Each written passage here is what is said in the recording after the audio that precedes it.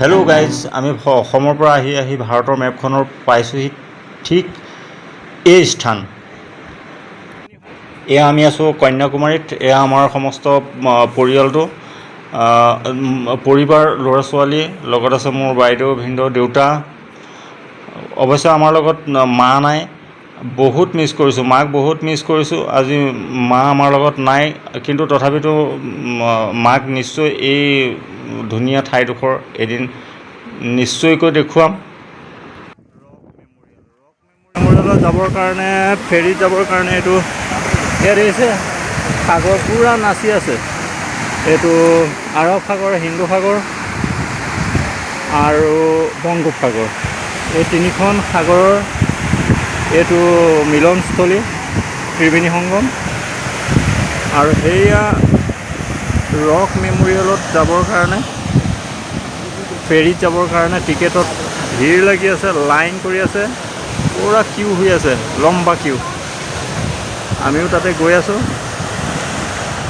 আৰু এইটো হৈছে ৰক মেমৰিয়েল আছে। এয়া হৈ গ'ল ষ্ট্ৰীট দোকানবিলাক। কন্যাকুমাৰীত বহুত ষ্ট্ৰীট দোকান আছে। টুৰিষ্টবিলাক আহি পেলাই ইয়াতে কিবা কিবি মেমৰি কিনি লৈ যায়। আমিও ট্ৰাই কৰিম কি কিনিব পাৰোঁ।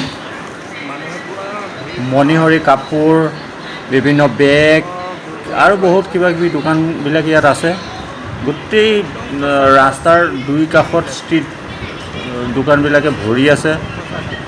আৰু বিভিন্ন ধৰণৰ সামগ্ৰীবিলাক ইয়াত মানুহে স্মৃতি হিচাপে কিনি লৈ যায়। আৰু ইয়াৰ লগে লগে আমি গৈ আছোঁ ফেৰীঘাটলৈকো। দোকানবিলাক কিছু পিছত কৰিম। এতিয়া আমাৰ লক্ষ্য ফেৰীঘাট। ফেৰীঘাটত টিকেট কাটি আমি যাম কন্যাকুমাৰী ৰক মেমৰিয়েললৈ। এতিয়া আমি ফেৰীঘাট পাই গ'লোহি। ফেৰীঘাটত সোমাই আছোঁ। এইটো ৰক মেমৰিয়েললৈ যাবৰ বাবে ফেৰীঘাট। ইয়াৰ ভিতৰত গৈ টিকেট কাটিব লাগিব টিকেট কাউণ্টাৰত। আমি লাহে লাহে সোমাই গৈ আছোঁ টিকেট কাউণ্টাৰৰ ফালে। মানুহৰ বহুত ভিৰ। ইয়াত আমি বিভিন্ন জেগাৰ মানুহ পাইছোঁ, দেশ বিদেশৰ। নৰ্থ ইষ্টৰ মানুহ পাইছোঁ, বেংগলৰ পাইছোঁ, দিল্লী, মুম্বাই, তাৰপিছত কেলকাতা। এয়া এটা টিকেটৰ দাম 100 টকা, পাৰ হেড 100 টকা। আমি বিভিন্ন ধৰণৰ বিভিন্ন ঠাইৰ মানুহ পাইছোঁ, বিদেশৰ মানুহ পাইছোঁ। Australia, Thailand, Sri Lanka. এইটো আমাৰ আগৰ ফেমিলিটো, এইটো শ্ৰীলংকান ফেমিলি। এইটো টিকেট কাউণ্টাৰ। এজন এজন মানুহৰ টিকেটৰ দাম 100 টকা। এয়া মোৰ হাতত এইটো টিকেট। আমি 6জন মানুহৰ 600 টকাৰ টিকেট কাটিছোঁ। এইটো আমাৰ টিকলু। গীতৰ কাৰণে অৱশ্যে টিকেট লোৱা নাই। সৰু পোৱালি ফ্ৰী, 5 বছৰ তলৰ পোৱালি কাৰণে কোনো টিকেট নালাগে। এয়া ফেৰীবিলাক এয়া ৰখি আছে। আৰু তাৰ কাষতে আছে এইবিলাক সৰু সৰু বোট, যিটো আমি কওঁ পাল তৰা নাও। আৰু এইখন এখন ফেৰী ওলাই গৈছে যাত্ৰী লৈ পেলাই ৰক মেমৰিয়েলৰ অভিমুখে সাগৰৰ মাজলৈ। এইখন ওলাই গৈ আছে আৰু এয়া আমি আহি আছোঁ কন্যাকুমাৰী ৰক মেমৰিয়েল। এখন ফেৰীয়ে মানুহ নমাই থৈ গৈছে, এইবিলাক ওলাই অহা মানুহ। আৰু আমি সোমাই গৈ আছোঁ ফেৰীত উঠি ৰক মেমৰিয়েল চাবৰ বাবে। এইবিলাক এয়া আমাৰ ফেমিলি, আমাৰ গোটেই ফেমিলিটো আহিছে। এয়া আমি ফেৰীত উঠিবৰ কাৰণে লাইফ জেকেট যিটো সেইটোৱে প্ৰত্যেকে এটা এটা পিন্ধি লৈছোঁ। প্ৰতিজন যাত্ৰীয়ে একোটা লাইফ জেকেট পিন্ধিব লাগিব, এইটো বাধ্যতামূলক। আমিও পিন্ধি লৈছোঁ। এয়া আমাৰ যিটো টীম, এইটো আমাৰ টিকলু গীত বহুত এক্সাইটেড হৈ আছে, ক'ব নোৱাৰে।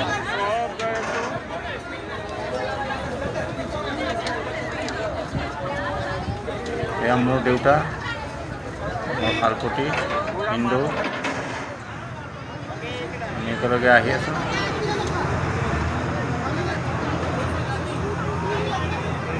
পূৰা ফেৰীত মানুহ পূৰা ভৰি আছে, এটা ছিট খালী নাই, কোনোবা থিয় হৈ গৈ আছে। আমাৰ ফেৰীখন আৰম্ভ কৰি দিছে, যাবৰ কাৰণে আৰম্ভ কৰিছে। এয়া ওলাই গৈছে। আমি এতিয়া সাগৰৰ মাজত ফেৰীত যাত্ৰা আৰম্ভ কৰিছোঁ। বেছি সময় নালাগে, তথাপিতো এইটো এয়া হৈ গ'ল ত্ৰিবেণী সংগম। তাৰ মাজত আছে এয়া ৰক মেম'ৰিয়েল। এয়া ৰক মেম'ৰিয়েল আপোনালোকে দেখি আছে, আৰু গোটেই ফেৰীৰ মানুহে হুলস্থুল কৰি আছে। এইটো ৰক মেম'ৰিয়েল। আমি গৈ আছোঁ ইয়াত, এইটো ৰক মেম'ৰিয়েল। এইটো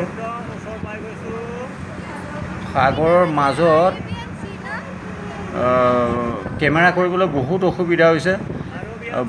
ইমান বতাহত হাতৰ পৰা যেন কেমেৰা সৰি পৰিব,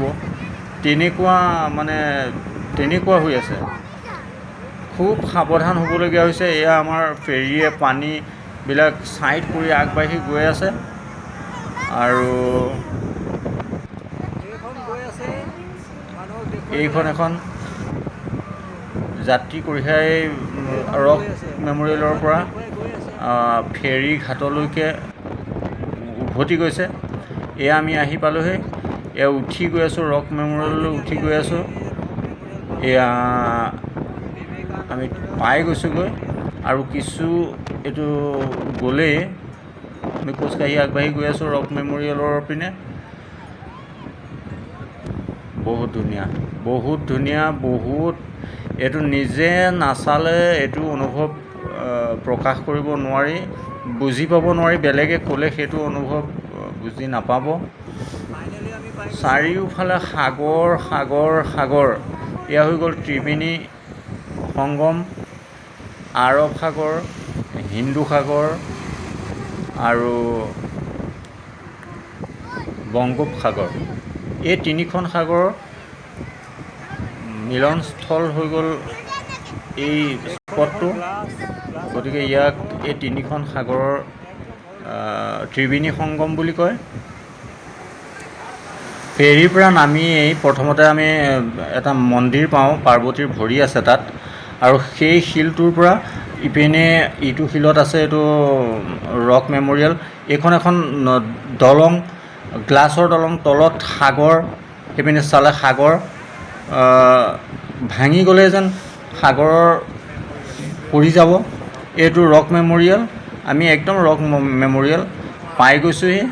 এতিয়া সেই মেম'ৰিয়েলটোৰ এইটো ভিতৰি আমি আহি আছোঁ ৰক মেম'ৰিয়েলৰ ওপৰলৈ।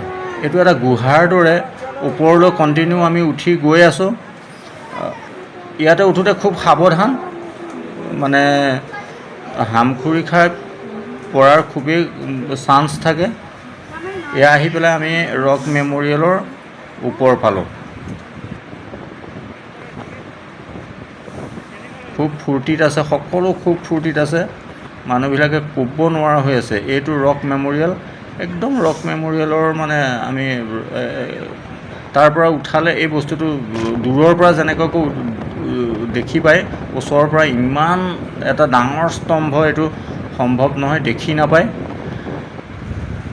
এয়া তলত সাগৰৰ পানীয়ে পূৰা নাচি আছে। ত্ৰিবেণী সংগমত ইমানেই সাগৰৰ উৎপাত, ইমানেই সাগৰৰ মানে ঢৌ নেদেখিলে অনুমান কৰিব নোৱাৰি।